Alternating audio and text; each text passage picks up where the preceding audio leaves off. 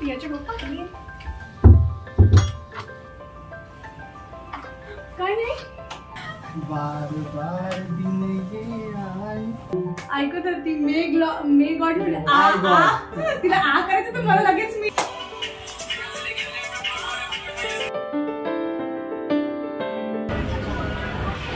सगळे मोबाईल मध्ये बिझी आहे.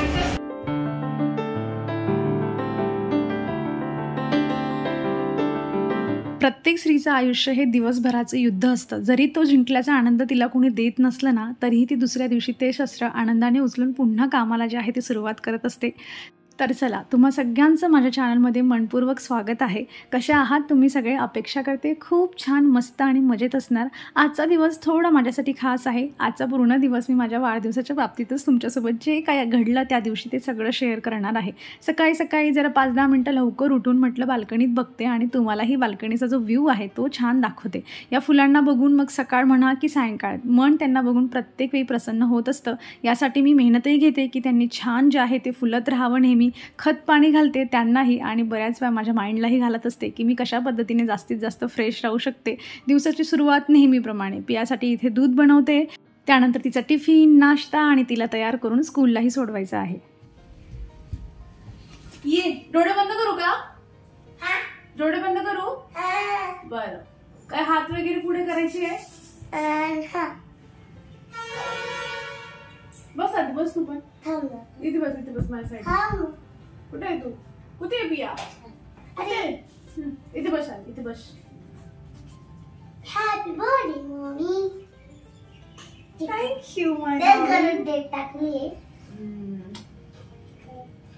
फ्रॉम.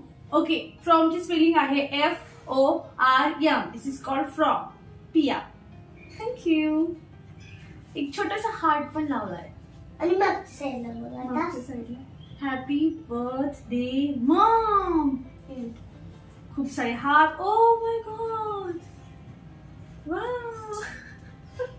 हे तू सगळं क्राफ्ट बघून बघून शिकलीस ना ग? तुला जमतं ना सगळं? बस इथे बस. अजूनही काहीतरी?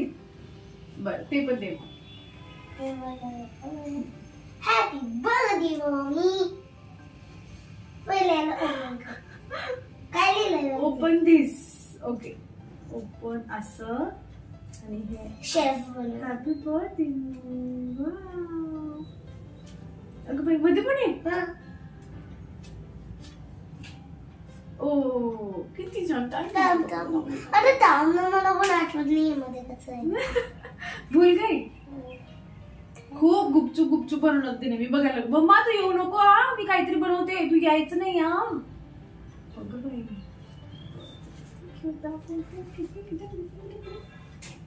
थँक्यू. सगळ्यात प्रिशियस गिफ्ट आहे. सगळ्यात प्रिशियस म्हणजे सगळ्यात माझ्यासाठी खूप जास्त इम्पॉर्टंट. नाही, तुला माहिती का की असं कोणी बच्चा मम्मीला गिफ्ट देत असतं. नाही तर गिफ्ट नाही तर बर्थडे कार्ड. ओके, तर I will keep it safe. असं म्हणतात ना? ठीक आहे, मी नाही सेफ करत त्याला.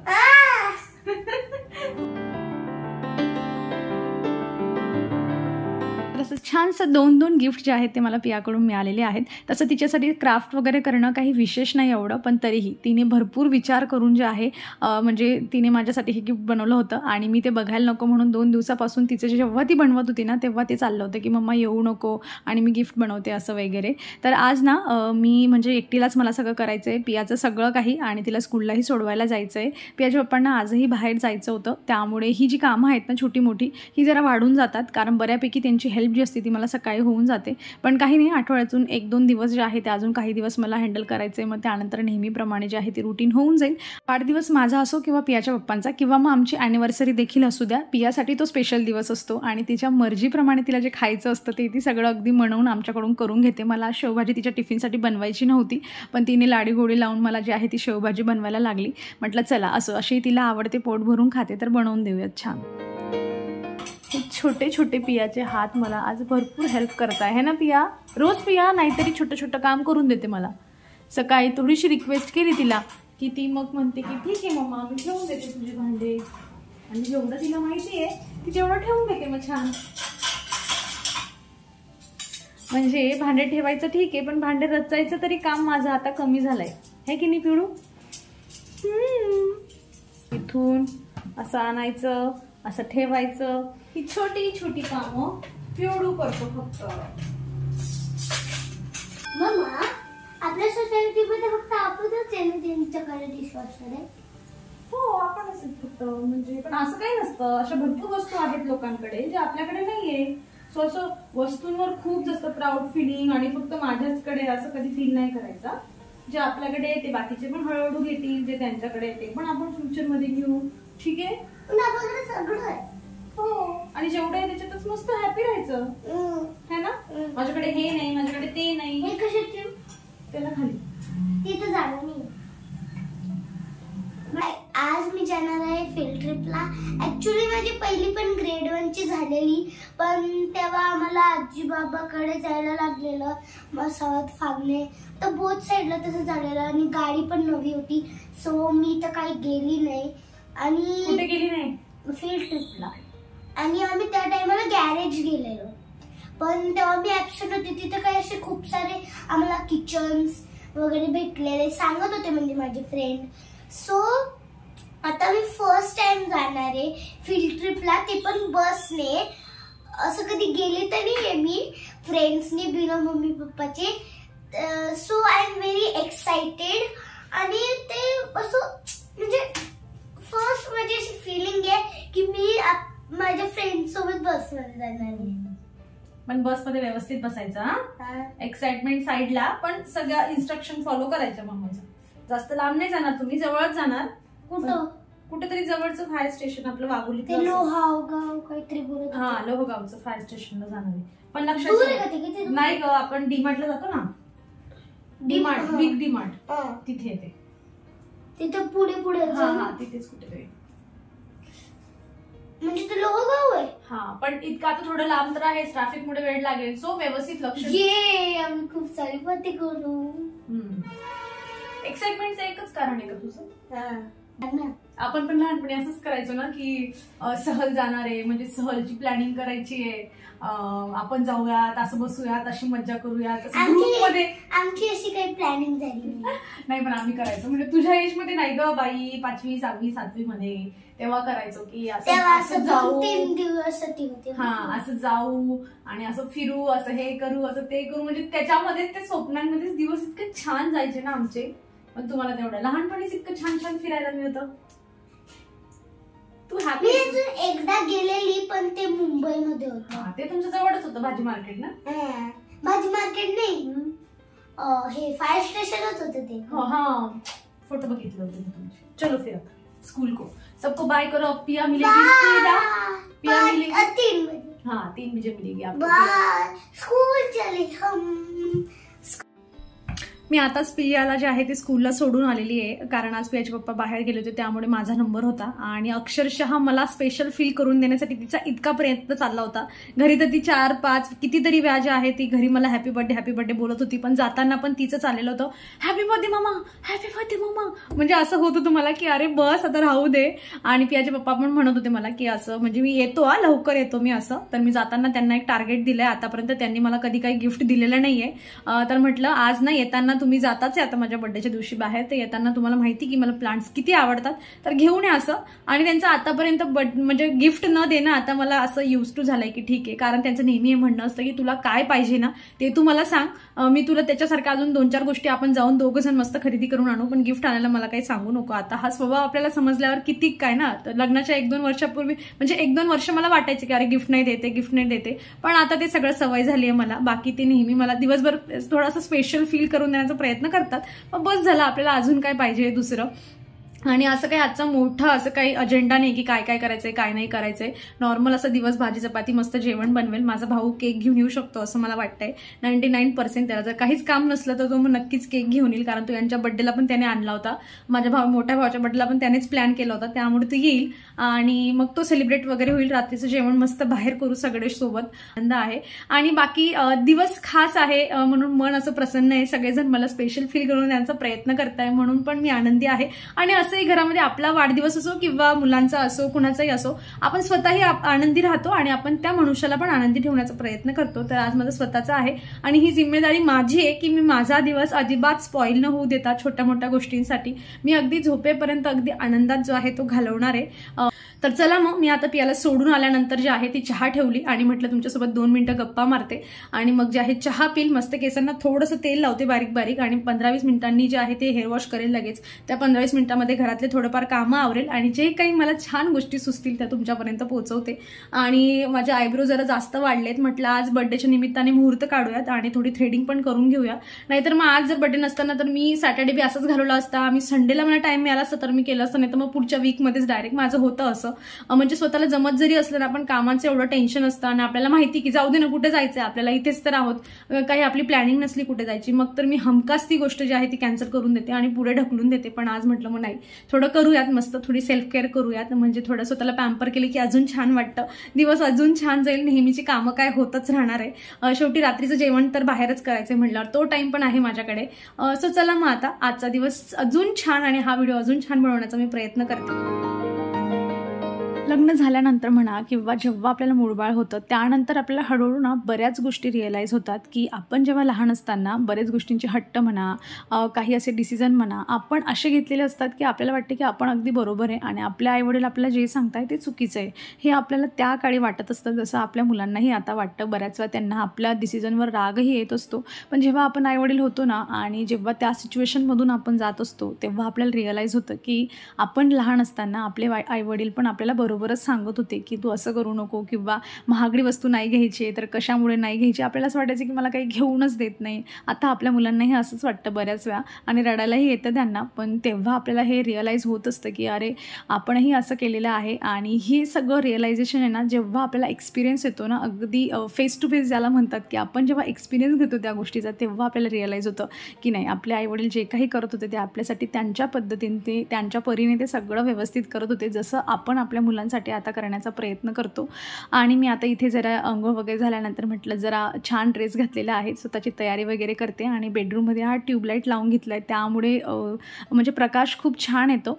या कुर्त्या सेटची लिंक हवी असेल तर मी तुम्हाला डिस्क्रिप्शनमध्ये टाकून देईल, तुम्ही चेकआउट करून घेऊ शकता. खूप छान आहे आणि मस्त आहे, कम्फर्टेबल. आज म्हटलं चला काहीतरी वेगळं घालूया म्हणजे दिवसभर आपल्यालाही लक्षात राहील नेहमीचा ड्रेस न घालता. आणि त्यानंतर मी सगळ्यात आधी देवपूजा करून घेतली आणि म्हटलं म्हणजे काही नंतरची छोटी मोठी कामं आहेत ती उरकूयात, बाकी स्वयंपाक वगैरे तर करणं आहेच आणि रोजची कामं कुठे काय आपली सुटणार आहेत.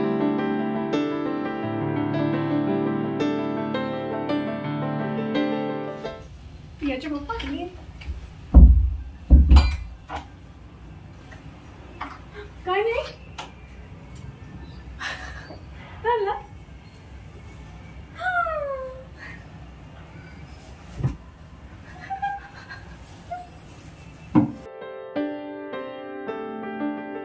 फायनली मला झाडं मिळालेली आहेत, म्हणजे ते गिफ्टमधून का असू द्या पण माझ्या कुठेतरी मनाच्या कोपऱ्यामध्ये असं चाललं होतं की ठीक आहे आता पुढच्या सॅटर्डे संडेला यांना प्लांट्स घेण्यासाठी मनवायची मला गरज नाही. मला 2 कुंड्या खाली होत्या त्या माझ्या भरतील आणि माझी बाल्कनी अजून छान जी आहे ती दिसणार आहे. पण मन प्रसन्न नाही असं म्हणजे वाटत होतं मला की ठीक आहे अरे घेऊन आले खरंच, कारण ज्या मनुष्याला त्यामधलं काही माहीत नसतं की कुठलं झाड घ्यायचं, म्हणजे ते माझ्यासोबत येतात ना तेव्हा पण ते म्हणतात हां ठीक आहे घे, तुला जे हवं तू ते घे असं. पण मी त्यांना नेहमी कन्फ्यूज करत असते की बघा हे असं आहे हे असं आहे, पण मला डिसिजन तुम्ही द्या. पण तेव्हाही त्यांचं असं मनापासून असं लक्ष नसतं माझ्याकडे की आपण हे घ्यायचं आहे की हे नको घेऊ, असं त्यांचं काही मत नसतं. पण तरीही ते माझ्यासाठी 2 चांगले असे क्वालिटीचे जे आहेत ते डायंथस घेऊन आलेले. मी त्यांना बोलली होती फक्त की कुंड्या जरा लहान साईजच्या आहेत त्यामुळे तेवढं तुम्ही बघून आणा, नाहीतर मग आणायचं गुलाबाचं वगैरे, आणि एवढी मोठी कुंडी माझ्याकडे काही अवेलेबल नव्हती त्यामुळे तेवढा विचार त्यांनी व्यवस्थित करून जे आहे ते आणलं आहे. पहिले एवढा त्यांना गार्डनिंगमध्ये खरंच इंटरेस्ट नव्हता, पण जसं आता मला वेळ कमी मिळतो ना, कधीतरी झाडांना पाणी टाकायचं म्हणा, अशी छोटी छोटी कामं जी आहेत ती मस्त करून घेतात. आणि बघा किती छान दिसत आहे, कलर पण त्यांचे खूप छान आहेत.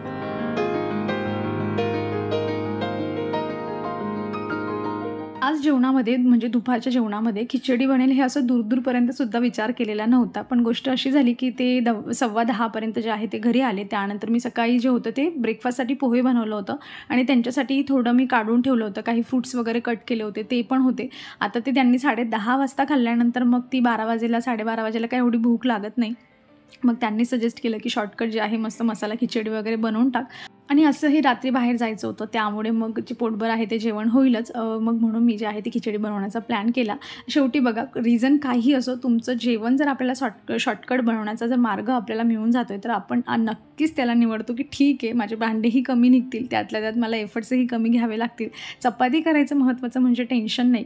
त्यामुळे मी जे आहे ते लगेच ॲग्री केलं आणि म्हटलं चला थोडे जास्त एफर्ट्स घेऊन छान खिचडी बनवण्याचा प्रयत्न करते.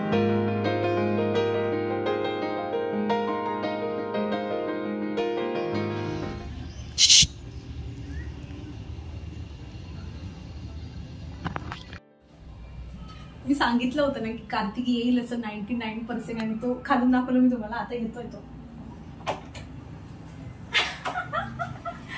बार बार दिन ये आए, बार बार दिन येगा, तुम जियो हजारों साल. बर्थडे टू यू, ओहो, हैप्पी बर्थडे टू यू, एहे, happy birthday to you, happy birthday to. Planning चालली आहे पियाला सरप्राईज देण्यासाठी. ते फॅन जरा बंद कर, फॅनच्या आवाजात काही कळत नाही. पण तीच असेल का रे? म्हणजे गाडी आता ह्या वेळेला सगळ्याच कोणाची स्कूल सुटते ना, आपल्या स्कूटीचा आवाज होता. हो का?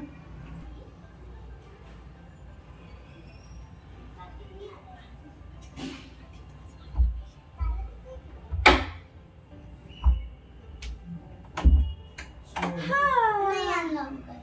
का ग? अरे आणलं. गिफ्ट आणणार होतीस ना पिया? मम्मी काय करू, पप्पा ऐकत नाही. पप्पा ऐकत नव्हते. ये मग. गिफ्ट सांगायचं ना मला, मम्मासाठी गिफ्ट नाही, actually काय झालं का इकडे काय चालेल.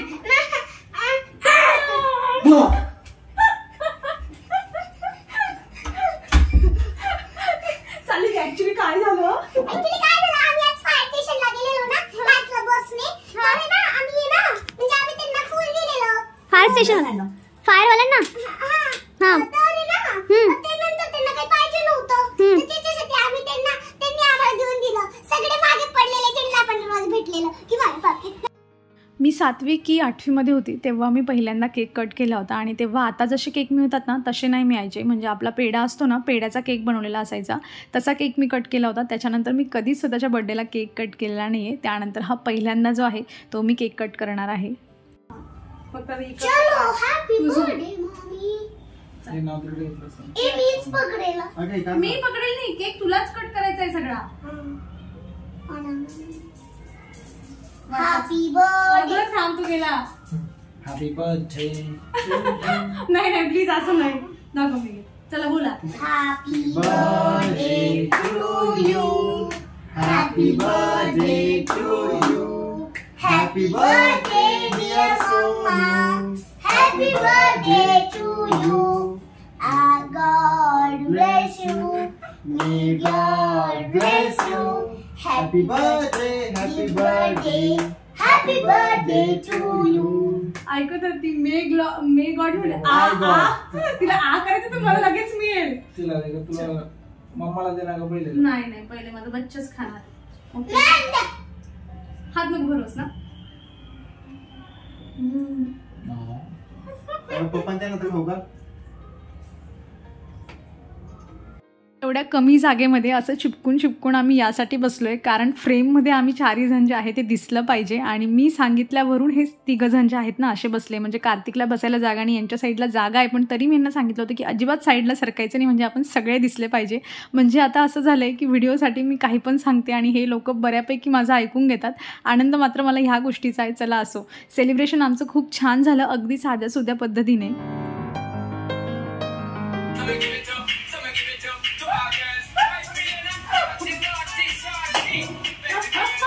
तसं तर ना अशा पद्धतीने नाचणं आमच्यासाठी काही विशेष नाही. आम्ही बऱ्यापैकी गाणे लावून नाचत असतो. पण ह्यावेळेस ना एक गोष्ट राहिली, ती म्हणजे ऐराणी सॉन्ग लावायची राहिले आमचे. आणि त्याच्यावर असा डान्स करतो ना मग विचारूच नका. पिया एकटीच नाचत बसली होती. म्हटलं चला आपणही हिला थोडं जॉईन करूया.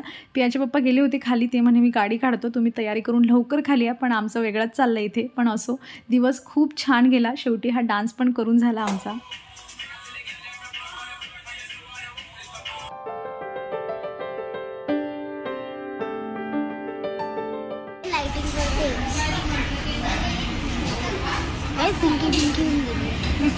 पिंकी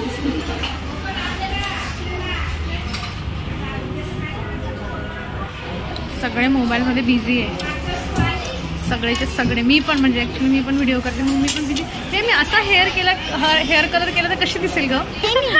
तू BTS मध्ये जाशील. BTS मला नाही माहिती. BTS मी इतकी ॲडव्हान्स नाही तुझ्यासारखी. BTS च्या टीम मध्ये जाशील. हो ना, असं हेअर कलर. BTS ची टीम जे ना पर्पल असतात त्यांना पर्पल घालायला पर्पल. असं हिचं बोलणं चालू ठेवलं ना तर 50 मिनिटाचा व्हिडिओ बनेल आमचा. म्हणून मी तुझं बोलणं इथेच कट करते आणि मी बंद करते. आजचा दिवस इतका सुंदर पद्धतीने एंड होईल असं मला अजिबातच वाटलेलं नव्हतं. पण खरंच म्हणजे तसा तर रोजचा दिवसच छान जातो, पण आजचा खरंच खूप खास होता.